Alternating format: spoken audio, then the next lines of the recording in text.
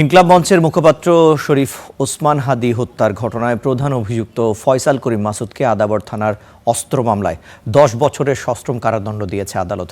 বৃহস্পতিবার দুপুরে ঢাকার অতিরিক্ত মহানগর দায়রা জজ মাহমুদুল মুহসিনের আদালত এই রায় ঘোষণা করেন। এর আগে গত রোববার মামলাটির যুক্তিতর্ক উপস্থাপন শেষে আদালত রায় ঘোষণার এই দিন ধার্য করেন। মামলার অভিযোগে বলা হয় 2024 সালের 7 নভেম্বর দুপুর 2:30টার দিকে মাদক কারবারি সন্দেহে আদাবর থেকে আটক করে র্যাব। পরে তাকে নিয়ে ফয়সালের বাসায় অভিযান চালিয়ে 4 রাউন্ড গুলিসহ বিভিন্ন পিস্তল উদ্ধার করা হয়। এই ঘটনায় র্যাব আদাবর থানায় অস্ত্র আইনে মামলা করেন।